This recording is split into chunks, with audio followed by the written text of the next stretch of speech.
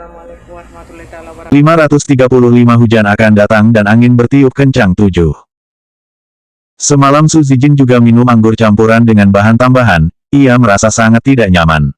Seolah-olah ada orang lain yang menyalakan api di dalam tubuhnya, dan membakarnya dengan ganas. Pada saat efek obatnya berada pada titik terkuat, ia bahkan sangat ingin mencari seorang pria secara sembarangan, selama pria itu bisa menghilangkan panas di tubuhnya.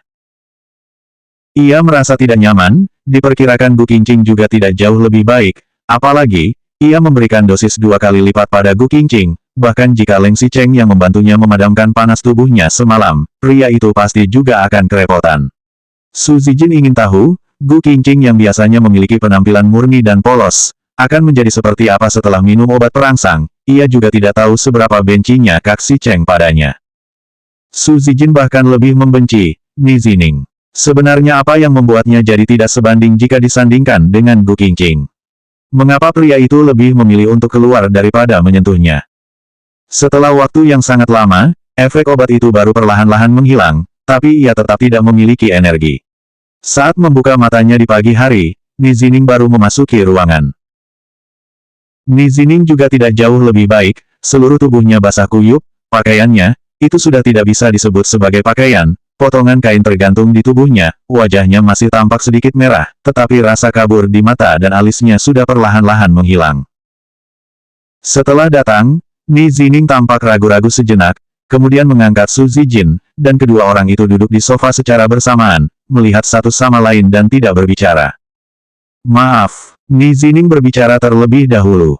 Ia tidak tahu Su Zijin memberikan anggur campuran, apalagi sampai menambahkan obat di dalamnya. Ia masih berpikir, dirinya minum terlalu banyak alkohol, dan menjadi tidak bisa berpikir rasional untuk sementara waktu. Meskipun kedua orang itu tidak tidur bersama, tetapi mereka telah berciuman, dan menyentuh satu sama lain, Ni Zining telah melihat seluruh tubuh Su Zijin. Meskipun jika dibandingkan dengan masa lalu, ia tidak diharuskan untuk bertanggung jawab karena telah menyentuhnya, tapi kedua keluarga mereka begitu akrab, sebelumnya Ni Zining juga menggunakan alasan tidak pernah menyentuhnya untuk menolak hal pernikahan. Tetapi pada saat momen kritis, Su Zijin menggerakkan bibirnya, tidak tersenyum dan juga tidak menangis, bahkan tidak mengatakan apapun. Setelah menunggu lama, Ni Zining baru berkata dengan malu, "Aku semalam, maaf, aku." Tidak perlu mengatakannya lagi, semuanya sudah berlalu. Su Zijin melambaikan tangannya, ia merasa tidak nyaman sepanjang malam, sekarang ia benar-benar sudah mengerti bahwa kalau tidak cinta, ia tidak cinta.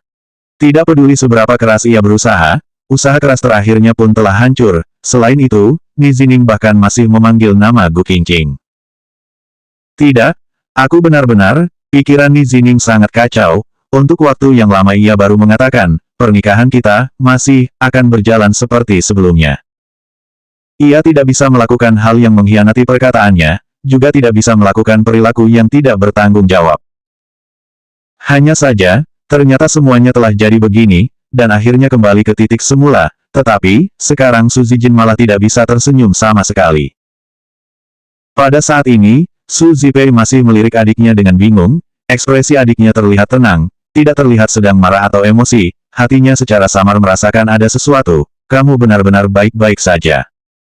Su Zijin mengangkat sudut bibirnya, benar-benar baik-baik saja.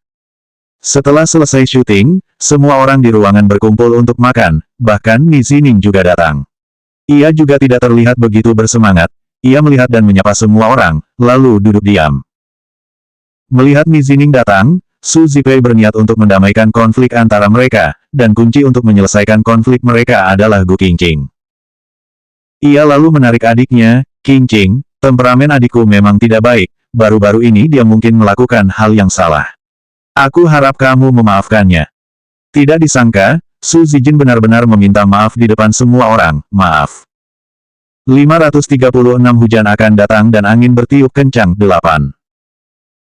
Mendengar Su Zijin meminta maaf secara langsung benar-benar lebih menakutkan daripada melihat matahari terbit dari barat. Pada saat ini Gu Qingqing sedang minum sup, dan ia hampir tersedak ketika mendengarnya. Su Zijin tidak hanya meminta maaf, tetapi masih berkata dengan kaku, Gu Qingqing, aku baru saja kembali ke Tiongkok baru-baru ini, dan suasana hatiku sedang buruk, jadi aku selalu mengganggumu, semoga kamu tidak keberatan. Meskipun kata-katanya itu kaku, tetapi ia masih menjelaskannya, dan itu langsung membuat suara batuk Gu Qingqing menjadi lebih keras. Leng Xicheng terlihat mengerutkan kening, apakah begini sikapmu saat meminta maaf? Bahkan jika Su Zijin tidak meminta maaf, ia juga pasti akan pergi membereskannya. Melihat perilaku Su Zijin dan Ni Zining, ia sudah tahu bahwa mereka gagal melakukannya semalam. Diperkirakan anggur yang berisi obat itu salah diberikan kepada Gu Qingqing. Tetapi bahkan jika begitu, Leng Xicheng juga tidak senang karena itu membuat Gu Qingqing menderita. Ketika mendengar teguran Leng Xicheng, Su Zijin juga tidak terlihat tidak senang sama sekali. Sebaliknya, ia masih memberi hormat kepada Gu Qingqing. Maaf. Su Zipei melihat Gu Qingqing sedikit terkejut, ia dengan cepat menenangkan suasana. Qingqing, kamu dan Zijin tumbuh dewasa bersama, dan juga merupakan teman sekelas. Selama bertahun-tahun, bahkan jika bertengkar, masih tetap berteman, kan? Sifat Zijin tidak buruk, hanya sedikit temperamental. Aku harap kamu memaafkannya jika ada yang membuatmu kesal.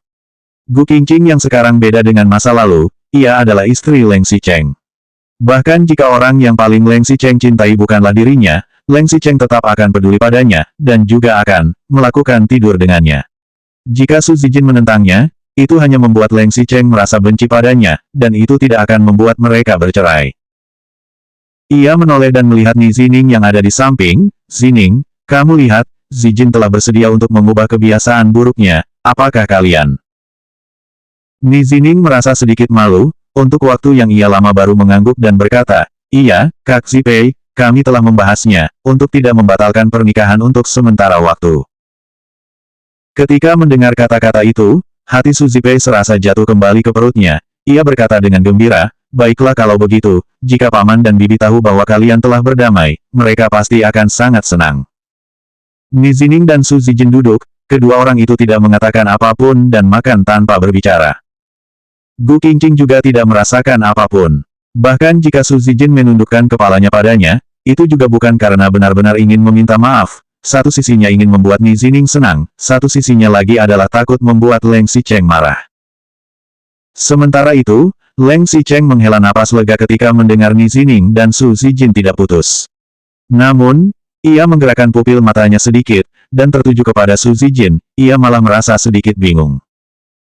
Mengapa ia selalu memiliki perasaan bahwa ada yang sedikit tidak beres dengan hal ini? Makan malam berakhir, dan orang-orang sibuk dengan pemikirannya masing-masing. Hari berikutnya juga hujan lagi. Jika kamar yang mereka tinggali kali ini tidak disponsori oleh grup Leng, maka akan menyia-nyiakan banyak uang dengan menunda syuting selama sehari. Leng Xicheng dan Su Zipei melakukan pengambilan gambar di dalam ruangan, kemudian kembali untuk mengurus pekerjaan. Tim delegasi di Eropa juga akan segera berakhir, Musangen juga akan membawa tim itu kembali. Beberapa hari kemudian, dirinya juga masih harus menandatangani beberapa pesanan besar, dan akan sangat sibuk. Sibuk hingga tidak ada waktu untuk bermain-main dengan Gu Qingqing di malam hari. Ia sibuk, dan Tuhan tetap tidak memperlakukannya dengan baik. Hari ketiga, masih turun hujan. Jelas hanya tersisa adegan terakhir dan syuting akan berakhir, tetapi hujan malah terus mengguyur. Hingga hari keempat masih hujan, dan hal ini bukan hanya memengaruhi Leng Xicheng dan Su Zipei, tetapi staf Su Yi juga sedikit tidak bisa duduk diam lagi. Untungnya, setelah sore hari pada hari keempat, langit perlahan-lahan menjadi cerah. Ketika hujan itu berhenti, semua orang segera bersiap untuk pergi syuting.